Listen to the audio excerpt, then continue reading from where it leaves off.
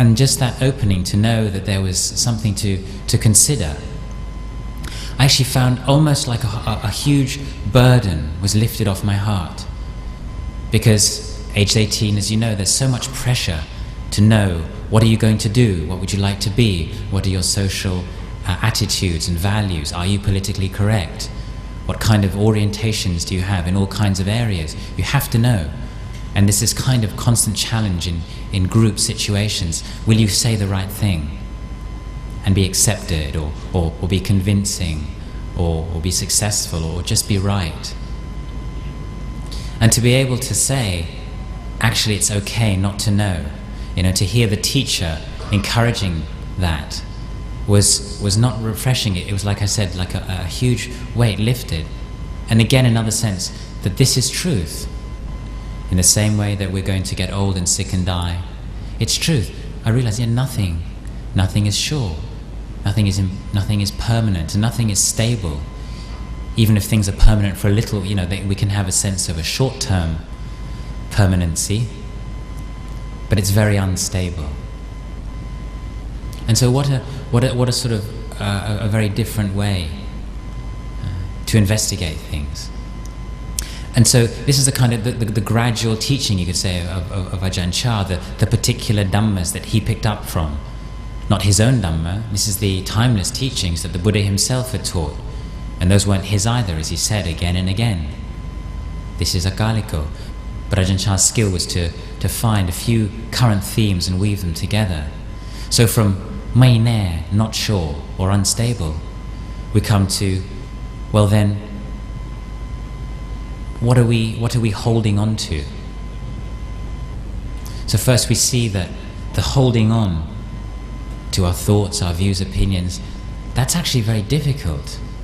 It's like again, one of Luang Por Chah's similes was like carrying bags. You carry these bags around, and it's so heavy, and it feels so heavy. And somebody says, "Well, put down the bags," and you say, "Well, then I won't have my bags." And in a minute, you can still have them. Just put them down. You don't have to carry them all the time, and use them skillfully. And so, just to be able to put down that knowing was so uplifting and enlightening for the heart. In a sense, it made the heart feel light and less burdened, rather than more burdened. So that this theme, this is a theme which I'm sure you'll hear more of today, of letting go. Luang Por Chah taught us just to let go through seeing just how unsure all of these things were. So in a sense, this is a few very, very kind of snippets of his teachings, but just to share with you how somebody who's now long passed away, but even at that time wasn't teaching, how he was able to inspire people, not just myself, but many, many others, simply to dedicate their whole lives to the path. There's certainly a leap of faith, because even then and now, no one can prove Ajahn Chah's enlightenment or any of the enlightened ones. We don't have this direct knowledge. But we look and we see, how does somebody live their life? And what are the ways what are the constant words they use?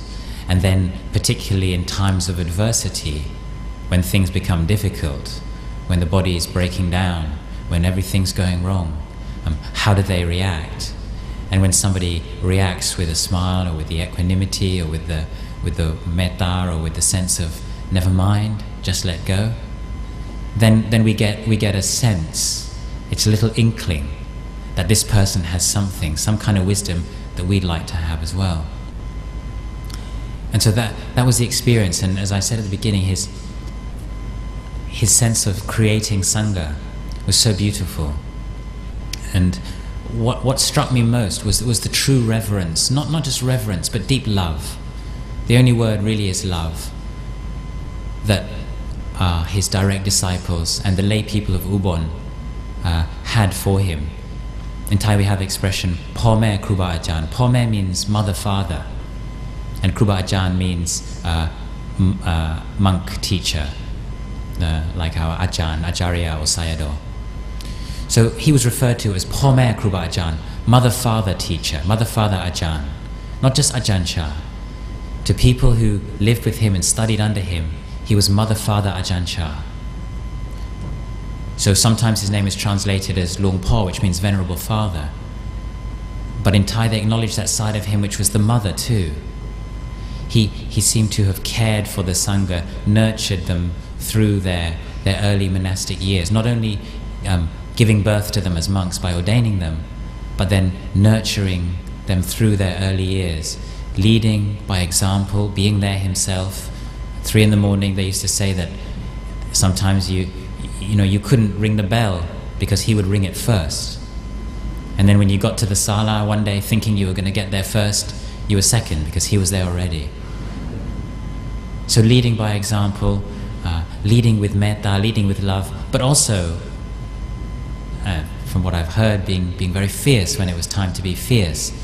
Because sometimes we do need a shock, like children, you have to scold them. I don't know, I'm not a parent, but from what I'm told, you do have to scold your children.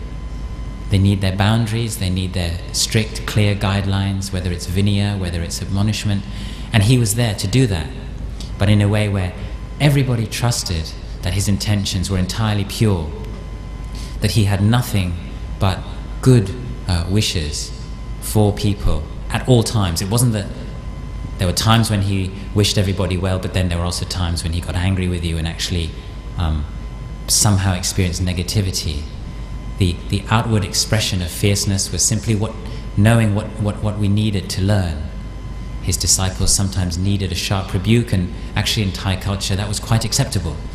With the Westerners, with their different conditioning and sense of fear and a deep, often inability to take strong words, he was very, very gentle. He was the warm and loving grandfather, and that was also the later years of his life. So he was this very skilled master in learning how to pass over the Dhamma that he had experienced. That sense of being a parent to the Sangha, and not just the Sangha. His kuti was like an open house.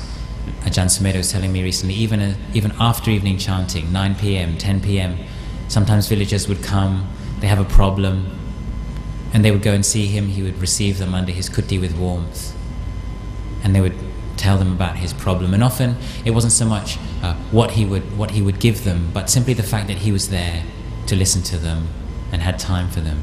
So this sense of growing the Sangha. So every year now in Thailand there's an annual week-long meditation Dhamma practice festival and Dhamma talks. It's a bit like today's event, but it lasts 1 week, and there's 5,000 lay people and 2,000 monks camping in mosquito nets and tents and sleeping on mats in the forest of his monastery, around his jedi, and waking up early, listening to Dhamma all day, practicing meditation, and recollecting and reflecting on the teacher.